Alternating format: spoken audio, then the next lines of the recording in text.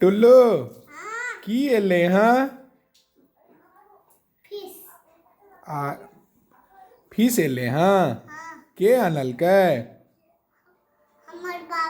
अहाँके बाबा अच्छा और